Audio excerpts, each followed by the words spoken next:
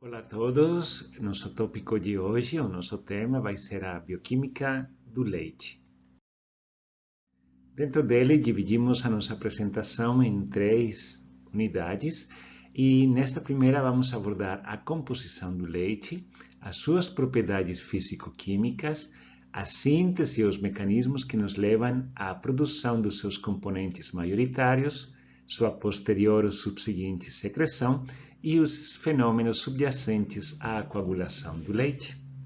Os outros 3 tópicos estarão abordados nas nossas 2 próximas postagens. Características do leite. Então, o leite é um líquido complexo, por dizer assim, porque ao mesmo tempo ela é uma solução, um coloide, uma emulsão e uma suspensão. Se lembrarmos, uma solução é quando os componentes interagem de maneira ampla, os componentes do soluto com os componentes do solvente. No caso dos coloides, é quando temos partículas mais ou menos entre 10 nanômetros e 1 micrômetro de diâmetro presentes nessa solução. E uma emulsão é quando temos uma mistura homogênea de substâncias hidrofílicas e hidrofóbicas. Água e óleo, por exemplo, seria um exemplo de uma emulsão. E suspensão é o conjunto de partículas que não estão em nenhuma dessas condições anteriores e quando deixamos em repouso a nossa amostra, ela termina sedimentando. Se partirmos desse ponto, deste quadrinho inicial, que ilustra do jeito que nós enxergamos o leite de maneira homogênea, e vamos indo ou aprofundando, usando um microscópio, poderemos ver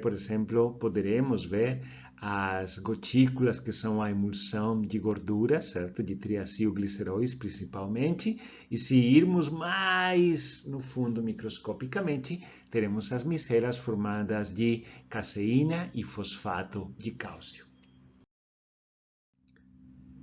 E aqui temos então a relação em porcentagem de cada um dos componentes. O principal componente do leite é água. E ali uma pequena porção, 12 a 14%, corresponde a resíduos sólidos, onde os maioritários são carboidratos em forma de lactose, gordura em forma de triacilgliceróis e proteína. Temos dezenas de proteínas diferentes, a maioritária é a caseína. Em componentes minoritários temos os minerais e temos as vitaminas, dentro dos minerais, cálcio e fosfato. Quais são os componentes que dão as características físico-químicas ao leite? Então, o sabor e o odor particular, o sui generis que o leite tem, que é uma mistura de doce e salgado, é basicamente pela presença de lactose, uma substância doce, e cloretos, que dá esse tom de salgado e esse sabor particular do leite. A cor do leite também é determinado pela alimentação, ou seja, o tipo de ração e silagem ou forragem que o animal está recebendo e o ambiente de ordenha também. Dessa maneira, animais que crescem de maneira silvestre ou sem uma ração controlada, esses animais vão ter uma variação maior, tanto no sabor quanto na cor do leite. É importante ressaltar a reação de Maillard no sabor do leite também, embora ela esteja presente em qualquer alimento no qual tenhamos carboidratos e misturas ou biomoléculas contendo amino ou grupos amino, como proteínas ou aminoácidos livres. Na verdade, como verificamos experimentalmente na nossa cozinha, quando preparamos doce de leite, pudim de leite, etc., basicamente, se observarmos, esse pudim tem os mesmos componentes distribuídos de maneira homogênea em toda a preparação, mas se observarmos aqui na parte superior, que é a que recebe a maior temperatura, ela está pretinha ou amarelada e com uma cor mais escura. Dizemos que está queimado, mas na verdade esse queimado que temos aqui é a reação de Maillard, ou seja, com temperatura ou altas temperaturas, temos a reação de ligações covalentes entre os açúcares e o grupo amino de proteínas e aminoácidos livres, que através de várias reações intermediárias nos levam finalmente à síntese de polímeros escuros, que têm um sabor e aparência particular, que dão o sabor especial de um pudim de leite, por exemplo, ou de um pão mais queimadinho e assim por diante. A cor, como mencionamos anteriormente, então depende de vários fatores também na dieta, mas dentro dos componentes temos a presença de carotenos ou pigmentos de origem vegetal, geralmente são longos esqueletos de carbono com múltiplas insaturações e é isso que determina a sua absorção de luz, as micelas de gordura presentes em forma de emulsão e as micelas de proteína, caseína e fosfato de cálcio, que são muito menores que essas aqui, mas que também se encarregam da absorção ou reflexão de luz. Temos outras propriedades físico-químicas, além da cor, do sabor e do odor, como o pH ou a acidez do leite. Essa acidez é determinada pela presença de substâncias com grupos ionizáveis ou grupos de dissociação parcial, proteínas como a caseína, que é a majoritária, sais de fosfato, assim como a albumina, a segunda proteína mais abundante, e a presença de dióxido de carbono em solução. Lembremos, por exemplo, dióxido de carbono e citrato presentes no leite são ácidos mono e tripróticos, ou seja, 3 grupos funcionais e um grupo funcional carboxila passível de protonação, desprotonação. Quando se desprotona, a liberação de íons de hidrogênio vai alterar ou acidificar o leite. Isso fisiologicamente falando, de maneira patológica, quando temos infecções, por exemplo, na glândula mamária, mastite, podemos alterar também o pH, ou a relação entre alcalinidade e acidez do leite. Componentes do leite. Lembramos que os maioritários são, então, nessa ordem, lactose, gordura e proteína. A lactose é basicamente um disacarídeo, formado então por 2 monossacarídeos, galactose e glicose. As duas, como vemos aqui, são muito semelhantes, são hexoses, e a galactose é um epímero da glicose, ou seja, um isômero onde há mudança unicamente na orientação de um grupo hidroxila. E por isso, então, é muito fácil a conversão de uma em outra, que acontece, como veremos mais adiante, mediado por uma epimerasa, que é um tipo de isomerase. A lactose, a sua principal particularidade, além de fornecer o sabor do leite, é o principal componente osmótico, ou seja, enquanto maior a produção de lactose na glândula mamária, vamos ter maior volume de leite. A outra particularidade é que a lactose dificilmente é alterada no seu teor ou na sua concentração no leite. A alteração da sua concentração muda o volume total, então ela sempre se mantém constante. A diferença da gordura e da proteína, que podem ser modificados parcialmente pela dieta.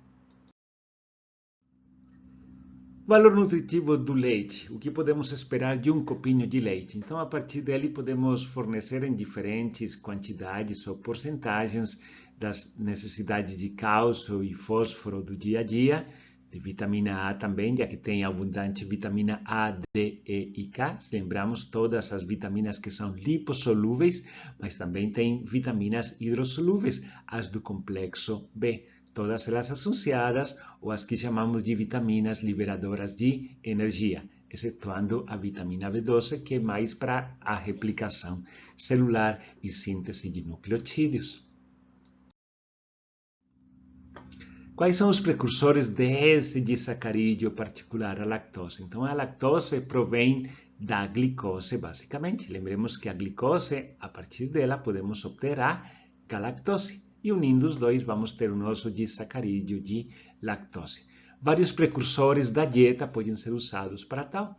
Propionato obtido do rumen, da fermentação de carboidratos, aminoácidos derivados de proteínas e glicerol derivados da triacilgliceróis ou de galactolipídios contidos na dieta.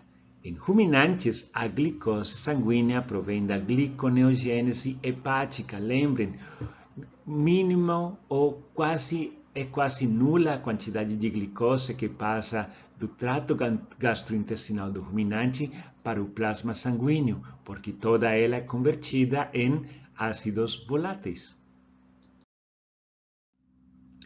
Como é gerado o propionato que serve para a gliconeogênese hepática? Deriva dos carboidratos da dieta, estruturais e não estruturais, entra na via glicolítica dos micro-organismos ruminais, o produto final dele é piruvato, mas dependendo da bactéria, fungo ou protozoário presente, esse piruvato continua a sua transformação até propionato, que contém 3 carbonos também. Tudo isso no rumen. Do rumen ele passa para a circulação sanguínea e ali é endereçado para o fígado, o seu principal usuário, embora o epitélio ruminal também utilize propionato como fonte de energia. Para lembrarmos da nossa aula anterior sobre a ruminação, os 3 ácidos voláteis maioritários produzidos no rumen, propionato, butirato e acetato, e o seu destino. Propionato, então, ele entra no fígado e no fígado ele é endereçado ou entra no ciclo de Krebs, na forma de succinil-CoA. E dessa maneira, a partir dele, podemos sintetizar oxalacetato, que vai ser o nosso precursor principal para a síntese de glicose. Butirato no fígado serve para a síntese de corpos cetônicos, certo? Acetoacetato e beta-hidroxibutirato, como temos aqui, que vai ser colocado de novo em circulação para o uso de outros tecidos, e o acetato passa incólume e termina sendo utilizado pelos outros tecidos, por exemplo, a glândula mamária e o tecido adiposo. No tecido adiposo e na glândula mamária são usados como o bloco de construção para ácidos graxos. Lembrem acetato de 2 em 2 em forma de acetil-CoA. E aqui temos o detalhe do destino da glicose dentro da glândula mamária. Lembrem que na glândula mamária, onde fazemos a síntese do leite, a glicose disponível ou obtida do plasma é basicamente obtida da gliconeogênese hepática e não da dieta. É indiretamente da dieta no sentido que o propionato e o glicerol usado para tal provém da dieta. O que acontece com essa glicose na glândula mamária? Uma parcela é degradada até piruvato e até CO2 e água e energia para gerar então uma fonte para impulsionar as transformações que temos dentro da glândula mamária. De síntese, lembrem que todos os procedimentos de síntese precisam da introdução de energia. E a glândula mamária é um bioreator de síntese. Ok.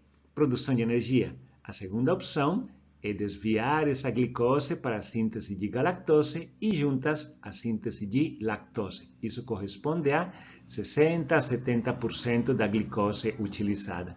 E uma outra parcela, embora menor, é utilizada na via das pentoses fosfato. Se lembramos, a via das pentoses fosfato gera pentoses como ribose e poder redutor em forma de NADPH. Esse poder redutor é usado na síntese de ácidos graxos a partir do acetato proveniente do plasma originário do rumen. E dessa maneira, então, temos acetato servindo para a síntese de ácidos graxos que vai se conjugar com glicerol para a síntese de triacilgliceróis. Da onde vem o glicerol na glândula mamária? Ela pode captar do plasma da dieta ou pode fazer a síntese do mesmo a partir do gliceraldeído 3-fosfato da via glicolítica. É um desvio comum dentro da glândula mamária. A síntese da lactose acontece, por sua vez, através de 4 transformações ou 4 reações, onde atuam, respectivamente, a exocinase, a fosfoglicomutase, uma transferase de UDP e uma epimerase. Acontece em 2 locais, basicamente inicia no citoplasma, a síntese da glucosa e da marcação da mesma, assim como da galactose, e no aparelho de Golgi, via lactose sintetase, temos a síntese da lactose. As etapas em detalhe. Então, iniciamos com a glicose que veio do plasma sanguíneo. Essa glicose é fosforilada a partir de ATP, gerando glicose 6-fosfato, o fosfato no carbono 6. Quem faz essa transformação? Uma exocinase ou uma sinase de exoses. A seguir, essa glicose 6-fosfato é transformada em glucose 1-fosfato. Logo, não há mudança estrutural nenhuma, unicamente alteração do local de fosforilação. Logo, quem se encarrega da transformação vai ser uma isomerase, que recebe o nome de fosfoglicomutase. A terceira transformação é a marcação dessa glicose, um fosfato, para a síntese de galactose. E como se faz essa marcação? Pela introdução de um nucleotídeo de uridina. A uracila aqui, a pentose, fosfato, esse aqui é o nucleotídeo de uridina, que é incorporado à nossa glicose, formando UDP-glicose. E a última etapa, a isomerização dessa UDP-glicose em UDP-galactose. Lembremos que a glicose e a galactose são epímeros, logo a única diferença entre eles é a orientação de um grupo hidroxila no carbono 4, neste caso. A sequência de eventos no aparelho de Golgi, então a glicose e a UDP-galactose que estava no citoplasma entram no aparelho de Golgi via transportadores GLUT e ali vão sofrer ou vão agir como substrato do complexo enzimático da galactosiltransferase acoplado à lactoalbumina. Isso aqui é um complexo, e na verdade quem tem atividade enzimática é esta porção polipeptídica, enquanto a outra age como coadjuvante. A sequência completa o que acontece no citoplasma e o que acontece dentro do aparelho de Golgi para a síntese final da lactose. Como mencionamos, a síntese da lactose acontece pela atividade de duas proteínas, a galactosiltransferase e a lactoalbumina. A galactosiltransferase é expressa em todos os tecidos do organismo, já que ela serve para a síntese de conjugados de galactose e glicosamina, que são necessários para a matriz extracelular e o tecido conjuntivo, que está em todo o organismo, enquanto a lactoalbumina é expressa unicamente na glândula mamária. E sendo expressa ali, quando as duas estão interagindo, diminui drasticamente o Km para a síntese de lactose de 1,4 molar para 5 milimolar, ou seja, a presença das duas de forma concomitante facilita drasticamente a síntese de lactose. Aqui novamente a alfa-lactoalbumina é representada ou sendo expressa unicamente na glândula mamária. Ela corresponde a 25% das proteínas do soro do leite, não do leite, do soro. É aquela parte solúvel que sobra depois da síntese ou precipitação da caseína em forma de queijo, e no leite total corresponde a 2,2 ou 5%. Lembremos que a caseína, o seu teor no leite está entre 70% e 83%, é a mais abundante. E aqui temos uma ilustração de como acontece a secreção das vesículas e produção do leite. Então, na vesícula, no aparelho de Golgi, temos a síntese dos glicosaminoglicanos e ainda da lactose, no caso da glândula mamária, que é colocada em pequenas vesículas que, pela pressão osmótica do carboidrato, suga água para seu interior, crescendo o seu volume, e essas vesículas então vão ser secretadas pelo que chamamos de pinocitose reversa. Ocasionalmente, micelas de caseína, como o grânulo que temos aqui, é introduzido dentro dessas vesículas. Em uma visão mais geral, temos a célula secretora na glândula mamária, retículo endoplasmático, aparelho de Golgi. A partir do aparelho de Golgi, as vesículas contendo lactose e também micelas de caseína, e a partir do retículo endoplasmático, a síntese dos lipídios, galactolipídios, que vão formar as vesículas hidrofóbicas, que vão depois ser secretadas também. A lactose é o principal componente osmótico do leite, ou seja, ela corresponde ou tem uma atividade de 50% da pressão osmótica total. O resto dessa atividade de puxar água para o interior da vesícula é dado pelos esqueletos de carbono de citrato, alguns íons e também por proteínas. Isso quer dizer que o volume de leite produzido por uma vaquinha ou produzido pela glândula mamária depende da quantidade de lactose colocada na luz de uma vesícula. Em relação às proteínas do leite, lembremos a proteína maioritária é a caseína, ao redor de 80% do total. As restantes são outras proteínas com porcentagens minoritárias.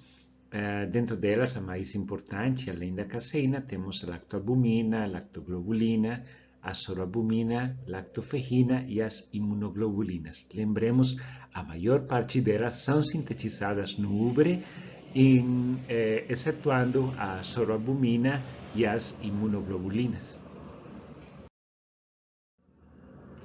A caseína, então, a proteína maioritária, é uma fosfoproteína e essa característica é dada pelo alto teor de resíduos de serina e treonina, que com grupos hidroxila permitem a fosforilação, e a fosforilação os torna em resíduos aniônicos que permitem a interação com cálcio.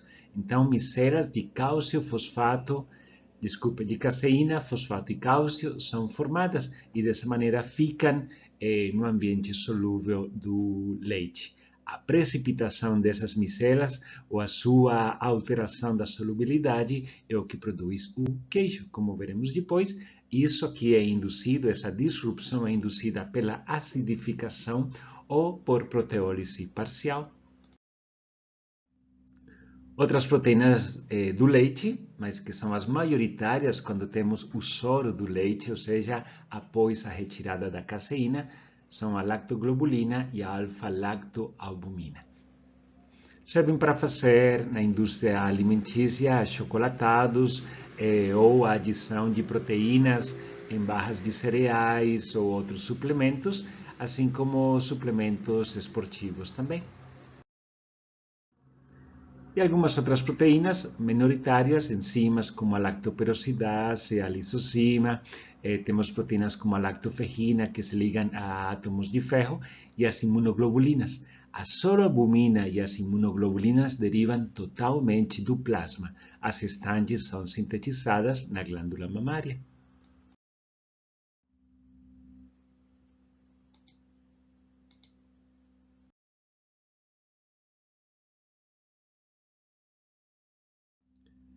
Depois das proteínas, o nosso último componente seria a gordura do leite, que é basicamente dada por triacil, diacil e monoacilgliceróis. Desses três, os triacilgliceróis são os mais abundantes. Lembremos a sua estrutura: uma molécula de glicerol, 3 grupos hidroxila, ligado cada um deles a um ácido graxo, onde a cadeia lateral pode ser de tamanho médio, curto ou pequeno. E ali temos o triacilglicerol, uma ligação éster em cada uma dessas interações covalentes. A origem dessa gordura, basicamente o acetato e o beta-hidroxibutirato provenientes do rumen. A glicose, no caso, proveniente da gliconeogênese hepática, que dará origem ao glicerol a partir da metade da via glicolítica. A síntese desses ácidos graxos na glândula mamária, então, a partir de acetato e a partir de beta-hidroxibutirato e, como mencionamos, o glicerol via glicólise através do intermediário gliceraldeído 3-fosfato. A saída dessa gordura, como mencionamos anteriormente, a partir do retículo endoplasmático, é liberada essas vesículas de triacilgliceróis envolvidos ou embrulhados em uma camada de proteína chamada de butirofilina, que os torna mais anfifílicos. E do aparelho de Golgi, as vesículas contendo lactose e caseína.